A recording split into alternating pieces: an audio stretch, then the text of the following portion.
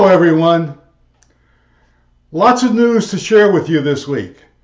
Virgin Galactic signed a $45 million contract with NASA to supply cargo to the International Space Station. Virgin Galactic also attempted their first launch to space from their new Spaceport America facility in New Mexico. The Chang'E 5 mission completed its mission by returning samples of the moon back to Earth. These are the first samples of the moon that we're going to have here on Earth in almost 50 years. I can't imagine, I can't wait to see what they really find out from these samples. Lastly, we're going to take a virtual tour of the Spaceport America facility in New Mexico, which is the first spaceport designed and built specifically for commercial traffic. Stay tuned. It's going to be an exciting video, and you really don't want to miss this one. Welcome to Reaching for the Moon, hosted by me, Ed Grace. For those of you that don't know me, I worked on the Apollo program for 10 years while I was at MIT, and I was part of the Apollo 13 mission operations team awarded the Presidential Medal of Freedom. Before we discuss Virgin Galactic, I'd like to give you an update on the Chang'e 5 lunar sample return mission, which was launched on November 23rd. By the way, Chang'e 5 is the goddess of the moon in Chinese mythology. The spacecraft made a lunar landing on December 1st and quickly set about to collect lunar samples using its drill and robotic arm. The lunar material was loaded into Chang'e 5's ascent vehicle, which then blasted off the lunar surface and completed the first ever robotic lunar orbit rendezvous and docking with the waiting Chang'e 5 orbiter. After transferring the samples to the Earth re-entry vehicle, the ascent vehicle was jettisoned and sent on its way to crash on the lunar surface and thus prevent leaving any spacecraft debris in lunar orbit.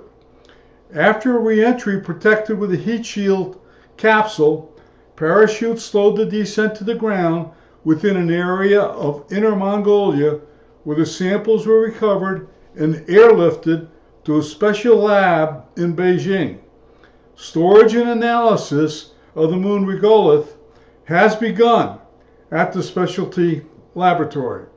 It's going to be very exciting to have this new information that's going to be uncovered regarding our moon from their lab. We'll keep you updated as the information about the lunar regolith is released to the public. Okay, let's move on to Virgin Galactic. The company was founded in 2004 with the goal of providing space flights, suborbital space flights, to space tourists. It has continuously overmarketed and underperformed since then. In 2009, approximately 300 people signed up to take space flights at about $200,000 each. They were told these flights were going to begin in 2011. Here we are now, 2020, ending the year, and Virgin Galactic has still not flown their first space flight tourist. However, Virgin Galactic has a novel approach to space travel and still operates by using a reusable Spaceship Two spaceflight system, which consists of the White Knight 2, which is a custom-built carrier aircraft, and Spaceship Two, the world's first passenger-carrying spaceship to be built by a private company and operated in commercial service. The Spaceship Two is reusable much like NASA's shuttle and can be internally configured for passengers or cargo. Virgin Galactic has been selected to provide regular access to flights for NASA payloads as the space agency conducts more research and development on exploratory missions. Virgin Galactic joins other companies with similar commercial contracts with NASA. Virgin Galactic is going to use their Starship 2 to fulfill the contract requirements with launches from Spaceport America. Because of the reusability, Virgin Galactic should be a very competitive provider of cargo services. NASA stated that the contracts are worth a combined $45 million. 2 years ago, in December 2018, during a test flight, their spacecraft reached a height of 51 miles above the Earth at speeds close to 3 times that of sound. The two pilots earned commercial astronaut wings from the U.S. government for the accomplishment and brought Virgin Galactic closer to becoming the first private company to take customers to space. Recently, Virgin Galactic held its first space flight from Spaceport America in New Mexico. The two-pilot, six-passenger Spaceship 2 took off from a runway beneath the wings of its carrier plane, the White Knight 2. At an altitude of about 50,000 feet, the Spaceship 2 dropped free, but its rocket engine failed to ignite.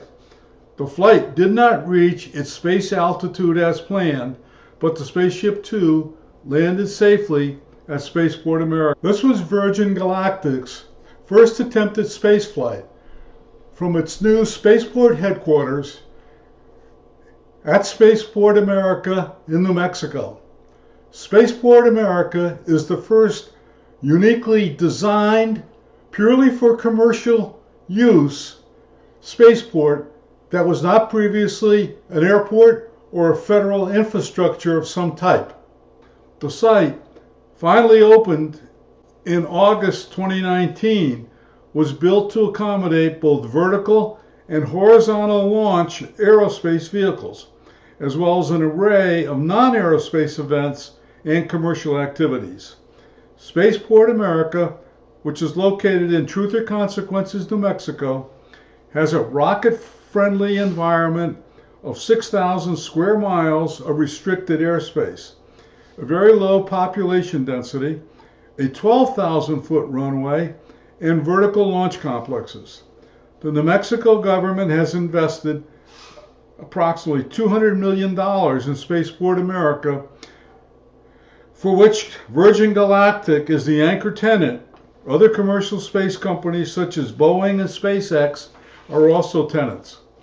As commercial space exploration activity increases, expect the demand for tenant space at Spaceport America facility to increase.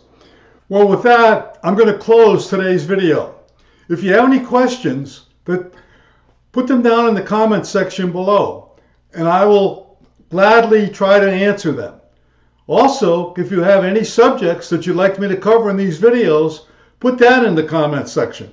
If you like today's video, give us a like, hit the subscribe button and the notification bell to get an email every time Reaching for the Moon posts a new video. Thank you for watching, and remember always, failure is not an option. Bye.